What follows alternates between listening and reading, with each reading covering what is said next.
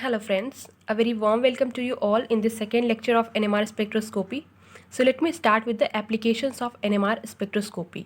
Means where is the NMR spectroscopy used? So NMR spectroscopy is used wherever we want to find the structure of any chemical compound or any biomolecule. So the data of NMR spectroscopy is represented using the NMR spectrum, or you can say NMR graph. So the NMR graph or the NMR spectrum gives the following ideas. First of all, it gives the relative positions of the hydrogen atoms or the carbon-13 atoms present in the compound or the molecule of our interest. Means if we perform the NMR spectroscopy for any compound, any unknown compound, so we can get the idea that where are the hydrogen atoms present in that particular compound, whether they are attached to the same atom in the compound or they are attached to the different atoms in the compound. Also it tells that whether the hydrogen atoms are located near to the electron withdrawing groups or to the electron donating groups. So it gives the relative positions of hydrogen atoms and carbon-13 atoms. If we are performing proton spectroscopy, proton NMR spectroscopy, then we will get the idea about the relative position of proton atoms or the hydrogen atoms.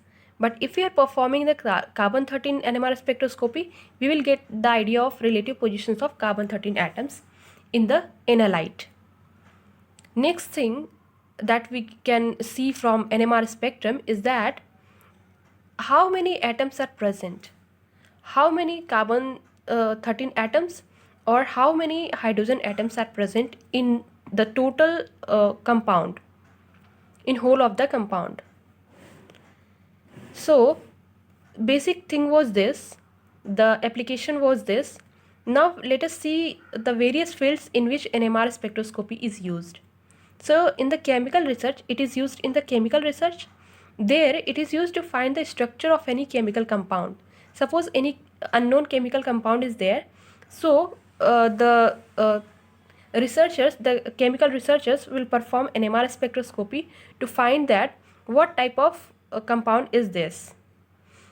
Next thing is the NMR spectroscopy is used in the biological research. So in the biological research, it is used to find the structure of any protein, nucleic acid, or sometimes even the carbohydrates. So these two are the various fields in which NMR spectroscopy is used directly to find the structure. And in the third application, in the next application, you can see that it is also used in medical field. But here it is used in a scanning machine which is termed as MRI. So MRI scanning is based on the principles of NMR spectroscopy. Now it's time to discuss the graph interpretation. Means you have performed the NMR spectroscopy, now you have got your graph. If you are a researcher, suppose you are a researcher and you have performed the NMR spectroscopy, now you have this graph with you. And for this example, for explaining you the graph interpretation, I have taken the simplest molecule, which is propane. So here in the propane, you can see that there are total of 8 hydrogen atoms. So we are going to perform the proton NMR spectroscopy. Means this graph is for the proton NMR spectroscopy. Basically, proton NMR spectroscopy is the most common one, which is used very frequently. So in this graph, the x-axis has the chemical shift value. I'll be explaining you what is chemical shift. So chemical shift is reported in parts per million and it is represented by delta sign. On the y-axis, you will be seeing the relative intensity. So the relative intensity is what? The relative intensity is that intensity of the electromagnetic radiation which is emitted during the NMR spectroscopy by the NMR active nuclei when it returns from the beta state to the alpha state. Earlier in the first video, I have explained you that how does the absorption of electromagnetic radiation, that is the radio wave radiation, happens, and then the molecule goes into basically the nuclei of the NMR active atom goes into the beta state, then it returns to its alpha state. So while returning from beta state to the alpha state, it emits the electromagnetic radiation in proportion to the absorbed electromagnetic radiation. So this is the intensity of emitted electromagnetic radiation. So there are various terms associated with this graph. First two terms are downfield and upfield. So in a graph, if I want to refer to any peak which is near to the origin, then I will not say that it is near to the origin. Instead of saying near to the origin, I will say that it is located upfield. So if I have to compare these two peaks, so I will say that this first peak is towards the upfield of the second peak. This is the second peak, this is the first peak. So if I have to tell the relative position of these two peaks in the graph, then I will use the terms upfield and the downfield. Downfield means away from the origin. This is the origin, away from the origin is downfield. When we are moving towards the origin in the graph, then that is the upfield. So these were the two terms. Next thing is peak integration. What is peak integration? So here in this compound, which is propane, you can see that there are 8 hydrogen atoms, but I have labeled them in different colors. These 6 are in red color, means they all are similar. All the 6 are similar. Now how they are similar? They are similar because they are attached to the primary carbon. At first concentrate on these 3 hydrogen atoms. So these 3 hydrogen atoms are attached to a primary carbon. Same way, these 3 hydrogen atoms are also connected to the primary carbon. But these 2 hydrogen atoms, as you see here, they are attached to the secondary carbon. Next to that, I am saying all these 6 are similar because apart from being attached to the primary carbon, they have the same type of neighboring atoms. The 3 of these hydrogen atoms have the same neighbor, which has 2 hydrogen atoms. Again, these 3 hydrogen atoms also has the same neighboring carbon having 2 hydrogen atoms. Means all these 6 are alike. They are similar to one another in all the concepts. So therefore these 6 are termed to be in the same chemical environment or the similar chemical environment. So during the NMR spectroscopy, the data is collected by the computer system. Computer system analyzes those data, and the computer system does not want to plot each of these 6 hydrogen atoms separately when they are all together similar. So the computer system wants them to represent in one single signal. It does not want to work extra for all the 6 atoms and generate the signals separately.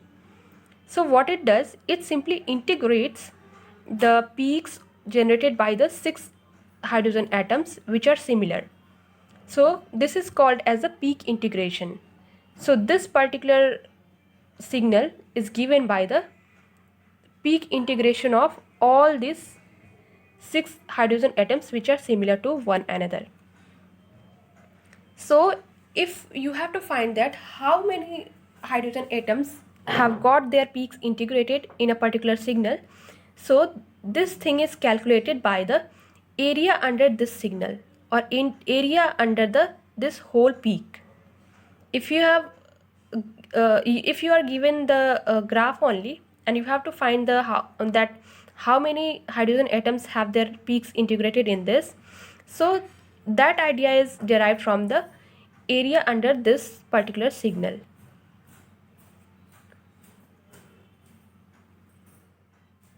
same way, these two hydrogen atoms are similar to one another.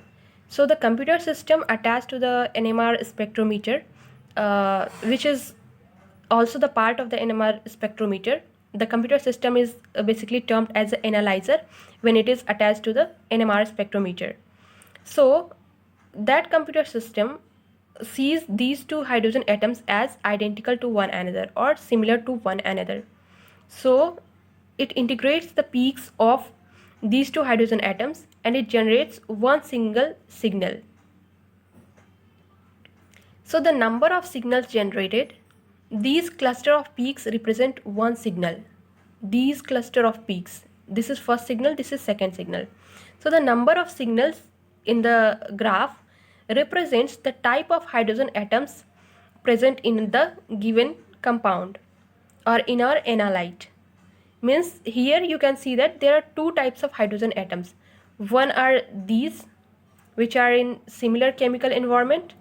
Second type of hydrogen atoms are these middle ones. Means two different types of hydrogen atoms are present in our analyte in this case. Therefore we are seeing two peaks, this first peak and this second peak, or this first signal and this second signal. So number of signals represent the different type of hydrogen atoms present in our analyte.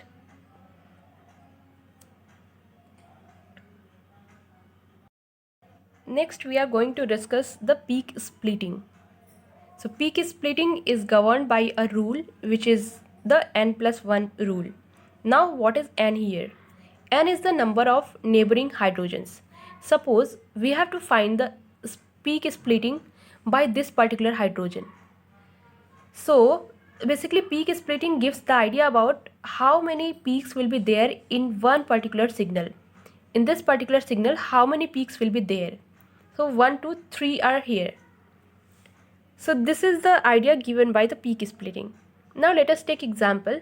We have to find the peak splitting by this particular hydrogen. So what will we do? We will first see the neighboring hydrogen. How many neighboring hydrogens are there for this particular hydrogen? Neighboring hydrogen means the hydrogen located on the neighboring carbon, not these two. These two you can say as the sibling hydrogens. These two are not the neighboring hydrogens for this particular hydrogen. So the neighboring hydrogen for this particular hydrogen will be located on the neighboring carbon. Neighboring carbon is this one and there are two hydrogens located. So the number of neighboring hydrogens for this particular hydrogen is 2. According to the n+1 rule, 2 plus 1 gives 3 and therefore for this particular hydrogen atoms there will be 3 peaks in the signal. So you can see here that there are 3 peaks in this particular signal. So these 3 peaks are generated by this particular hydrogen after the peak splitting. So peak splitting depends on various things. So most often it depends on the number of hydrogen atoms in its neighborhood. Same way I have told you earlier that all these 6 hydrogen atoms are similar or they're identical. Therefore the peak splitting will be similar for all these 6 hydrogen atoms. I took the example of this hydrogen, but if I have to take the example of this hydrogen also, this particular hydrogen, then again for this hydrogen we will see the number of neighboring hydrogens. So number of neighboring hydrogens will be on the neighboring carbon. This is the parent carbon for this hydrogen. So besides the parent carbon there will be the neighboring carbon, and neighboring carbon has 2 hydrogen atoms. So again for this hydrogen also there are 2 neighboring hydrogen. So the peak splitting for this hydrogen will also be the same, that is 2 plus 1, that is 3 peaks. So this particular signal is for all of the 6 hydrogen atoms which are similar. All these 6 hydrogen atoms will have the same number of peaks in the signal. So this signal is for all these 6.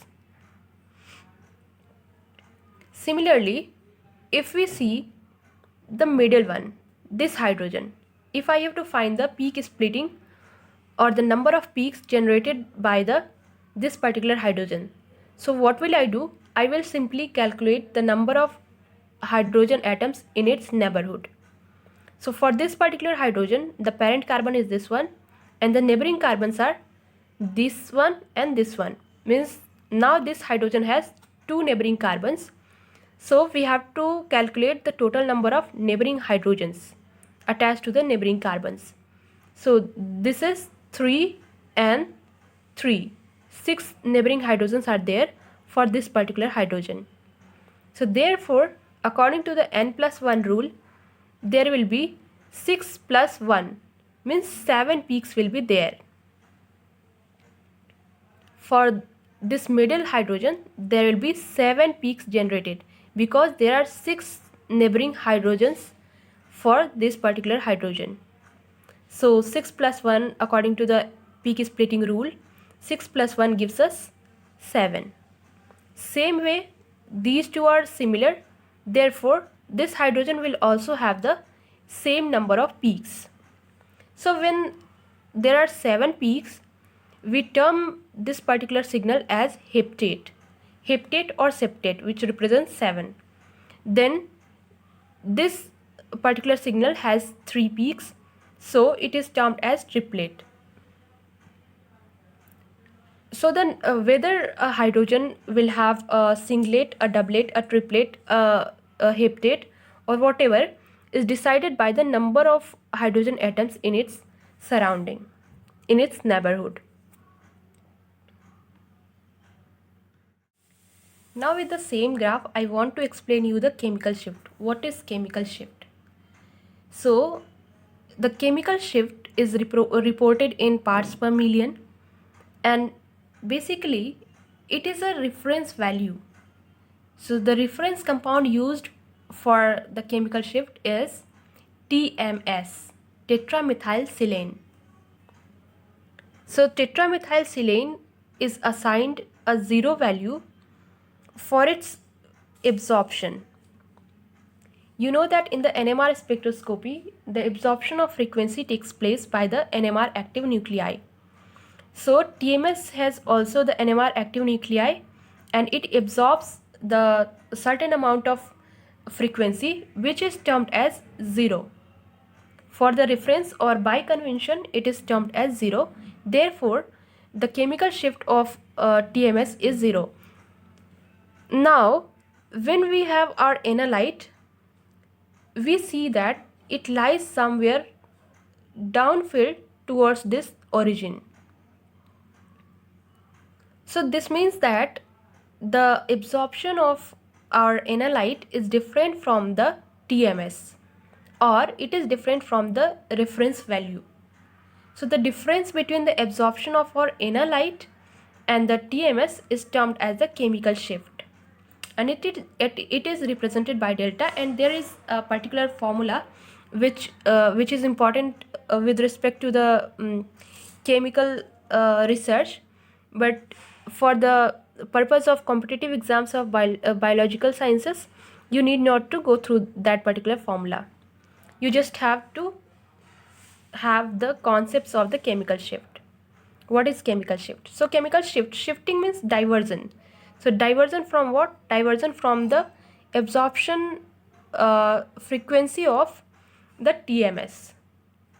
Our analyte, how much diversion our analyte shows in the absorption from that of when compared to that of TMS.